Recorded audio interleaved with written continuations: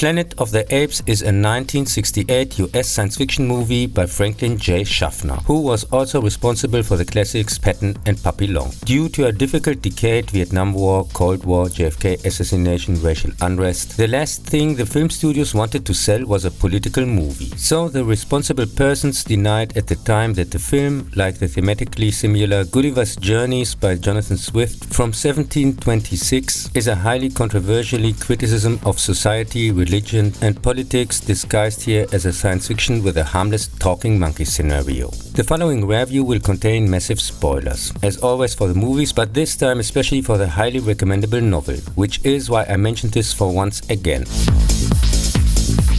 The movie is based on the brilliant French bestseller Monkey Planet aka Planet of the Apes, written in 1963 by Pierre Boulle, which first book, The Bridge on the River Kwai in 1952, was also masterfully made into a movie, which got, like the book, multiple awards. A couple finds a letter in a bottle during an interstellar journey. It is a report describing the journey of three scientists which came from Earth traveling with nearly light speed. They discover an Earth-like planet and land there to explore it. On this planet, the role of the monkeys and people is interchanged. While the monkeys can speak and live a civilized life, humans behave like animals, can't speak, with no signs of intelligence, so just like our masked sheep. Only one of the scientists manages to survive the captivity by the apes with a clear mind and learns to communicate by secretly learning during months their language.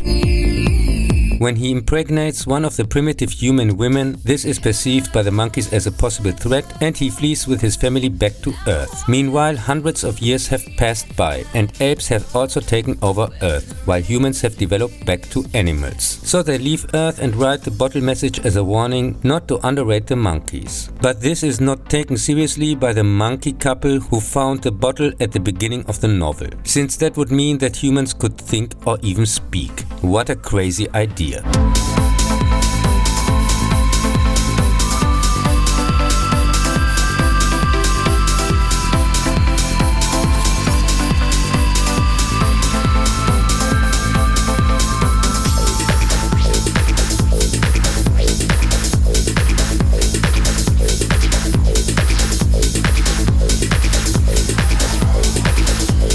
After an erratic flight, 3 US astronauts are stranded on an unknown planet. They are captured by English-speaking apes who keep humans as slaves as they can't usually speak, not even English, nor else differ from other animals. One gets shot, one dissected, and the third, Taylor, is muted by injury and put into a cage. He can tell Dr. Zira who he is. She helps him and a native, which Taylor names Nova, to escape. In the Forbidden Zone, he finds the Statue of Liberty.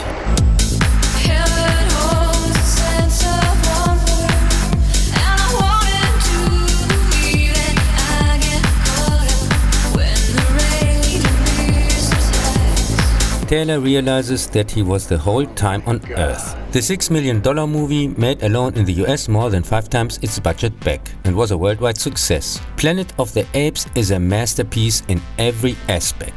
The interesting story is staged exciting, it is very well cast with spectacular mask effects. It has among others some critical statements on militarism, racism, fanatism and so on. And got, as so often in the German version, an intentional false dub. Or as I would say, censored. Since people in this country have to be protected from allusions to starving children because of war, Orwell quotes or mentions of the unequal division of power. So no difference to the cover-up mission of today's media, like the genocide in Palestine, 9/11, the global warming hoax, the mass murder by poison gene injections disguised as vaccines, the digital book burning on YouTube and Pulse, election fraud in 2020, NATO's wars of aggression/proxy wars, and so on. Novel and movie are both very good and have a similar statement, but are very different from each other in the story itself. And I prefer, as usual, the much more detailed novel, which does not play on Earth and in which the apes of course speak their own language and are much further developed with their technology, not quite as far as on Earth, but with machines and vehicles and so on.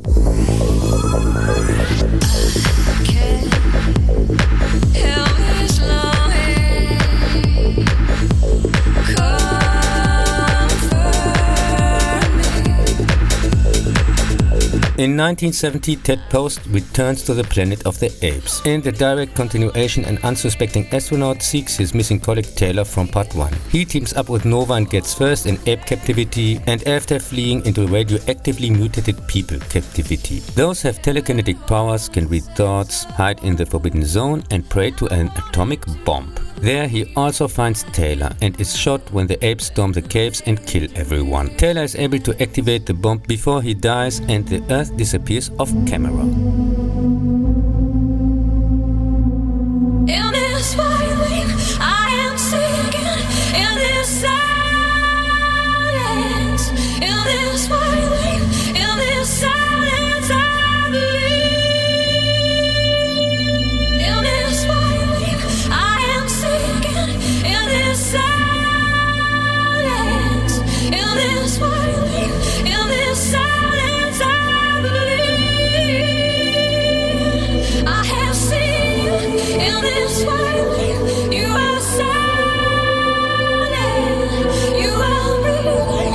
In this violin, I am free.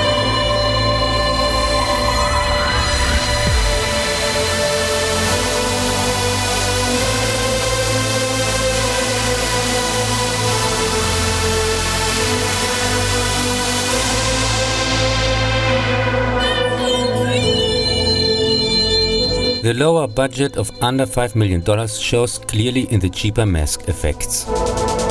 Still, it was a success, appeared in the same year as a comic and made in the US 4 times its budget back.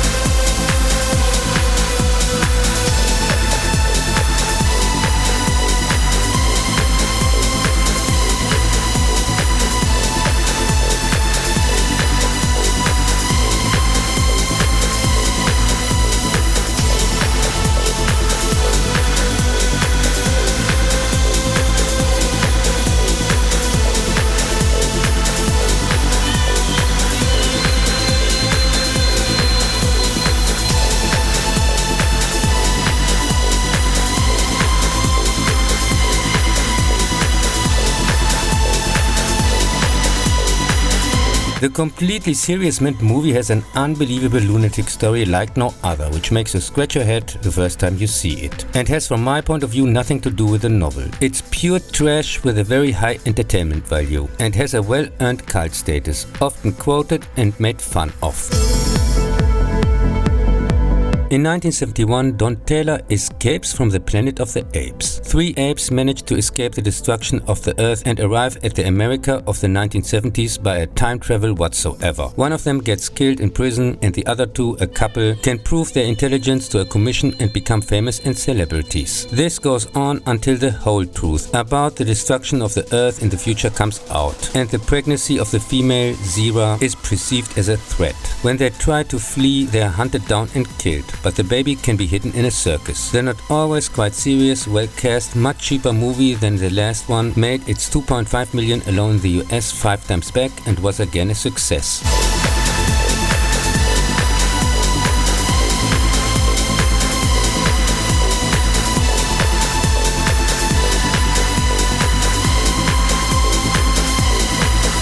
It tells basically the original novel story with interchanged roles and at the same time tries to establish the sequels, but stumbles several times over the resulting logic holes in the much too simple scenario, which are then stuffed with illogical behavior of the protagonists, mainly Zira, which has to push start the story that often come to a complete halt with almost unbelievable stupid actions, like telling people for practically no reason that monkeys will dominate humans in the future, that the Earth will explode, that she is pregnant, and so on. You stupid monkey! Nevertheless, it is entertaining and has, although a bit clumsy, some civilization and media criticism. In 1972, J. Lee Thompson starts The Conquest of the Planet of the Apes, which trailer was my first contact with this franchise back then, since he was shown in front of one of my first movies in theaters. And even as a small child, I thought the premise is silly. It plays in the distant future of 1991. The ape baby has survived under the protection of the circus director Armando and is called Caesar. As Cornelius and Zira prophesied, all the cats and dogs have fallen victim to a deadly plague.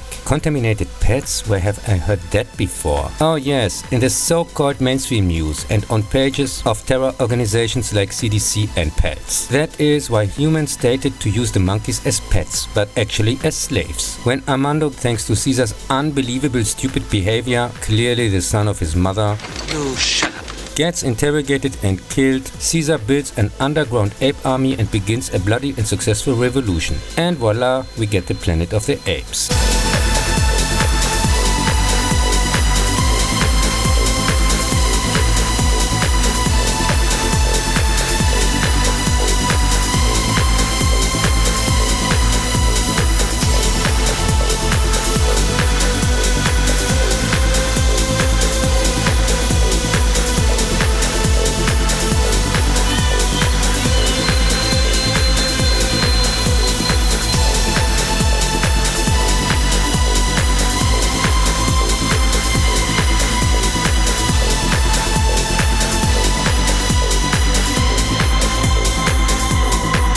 The once again cheaper movie, this time deadly serious crap, made its 1.8 million alone in the US, more than 5 times back, and was again a success. It shows in a few days the nonsensical scenario that was announced in the previous part, and which was supposed to happen very slow and worldwide over hundreds of years, and quickly turns into an unfocused mix of social, philosophical, religious and class struggle issues. The small sets look like everything happens in the same block, and for no second you get a sense what goes on in the rest of the planet. It seems like a fascistic regime, so no difference to our regime since 2020, does 24/7 nothing else but organize and manage the monkey torture. The more brutal and darker director's cut, which was changed because it didn't go well with the test audience and the MPAA, is now the regular ending. It makes no sense with the continuation in part 5, which had the more positive ending in mind. In 1973, J. Lee Thompson fought out the battle for the Planet of the Apes. After an atomic whatsoever, Caesar and his apes live more or less peacefully with humans with no say together in a village. When he decides to go to the radioactive city to hear a tape recording from his parents, they get attacked by the mutants who are hiding there, which leads to a final battle between apes and humans. The again slightly cheaper movie is even worse crap than its predecessor, but made its 1.7 million alone in the US 5 times back and was again, at least financially, successful. However, as a movie it is a boring mess, in which nothing makes any sense.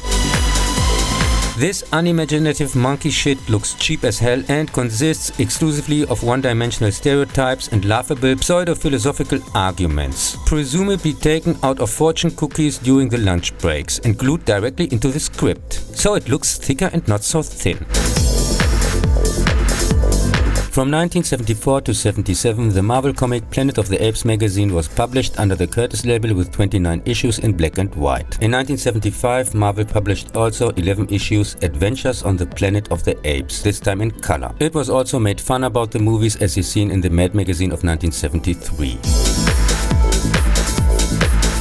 In 1974, also the US TV series Planet of the Apes with 14 episodes at 55 minutes was aired. It apparently plays 10 years after part 1. This time 3 astronauts strand in the ape future, one dies at the crash and the other 2 try to get home in the fugitive variation, experiencing different adventures. This has nothing to do with the novel and little with the movies. People can talk here quite normally, similar to part 5, but don't know anything about their past, and there are also no mutants. Worth mentioning, however, is episode 13, The Liberator, the only one that was not broadcast, since it has the topic of poison gas as inhuman mass destruction weapon. But as it happened, the US had just redesigned during their war of aggression the landscape in Vietnam with their highly toxic Agent Orange, causing till today massive suffering under the civilians and some of the usual close allies, like those in the Middle East, from simple minds like myself, just called apartheid regimes or dictatorships,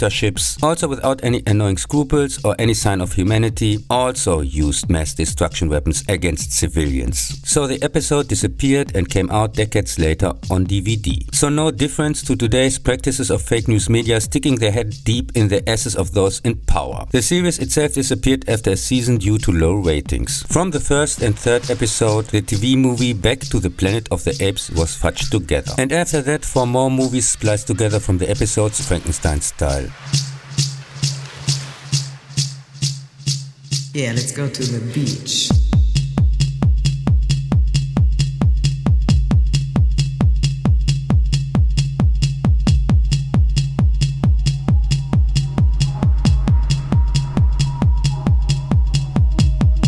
1975, the US animated series Return to the Planet of the Apes was aired with 13 episodes at 25 minutes. Unlike the predecessors, it shows the apes in a high-tech world, even more advanced than in the novel, and not in the early modern era. The very cheap animated passable series, which looks more like a comic book than animation, follows 3 astronauts, one of them a female, and contains elements from the novel, the TV series, the comics and the movies, but tells its own surprisingly coherent plot and has beautiful background images. In 1998 came with Behind the Planet of the Apes, a very recommendable documentary. In addition to highly interesting interviews with those involved and a 1-hour making of part 1, the audience gets a lot of facts about the novel and all previous adaptations, follow-ups and interpretations. In 2001, Tim Burton's Planet of the Apes annoyed its audience. A US Air Force captain finds himself after a crash landing on a planet dominated by intelligent English-speaking apes. He succeeds in freeing a group of humans from their cages and leading them to a victory against the monkeys. Of course, they could also speak, think, fight or look bored, but not as good as Mark Wahlberg, because quit. When he returns to Earth, it has also become a planet of apes, on which even a statue of his opponent from the other planet exists. Because nobody has expected that, and this is the real art of filmmaking. Oh, of course I meant total bullshit, which makes as much sense as a spaghetti rain or a twist in which Mark Wahlberg was in fact himself all the time a shaved monkey.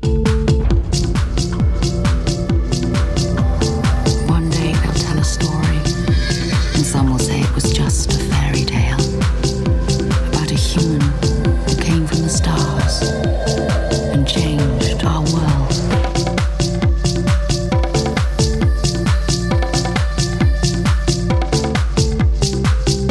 The $100 million crab made $360 million worldwide back and was supposedly a success, which was neither well received by critics nor by audiences. The action-packed military propaganda schlock has nothing in common with the novel whatsoever, and even twists its statements into the contrary. He's even too boring for a rant, as there's nothing here worth mentioning except Rick Baker's impressive mask effects.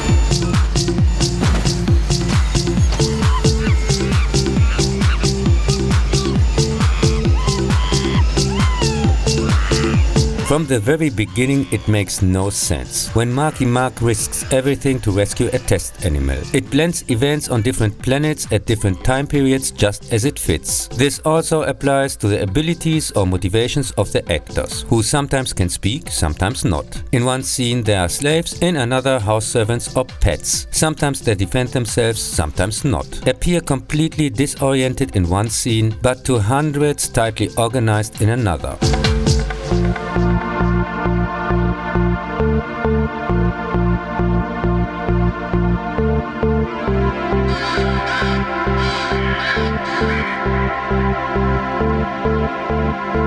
Just on the ocean, I'm going to be free. Free as a bird flying over the sea. Probably to get an autogram from the famous underwear model, which is constantly confused for an actor. I expect even from film students a more consistent story. How this monkey shit got greenlit without proper script and talent-free slow coach in the lead is a mystery to me. This turd symbolizes Tim Burton's artistic sellout, which should get a sad highlight in 2010 with pissing on another brilliant classic, also known as Johnny Depp in Disney Payday Wonderland.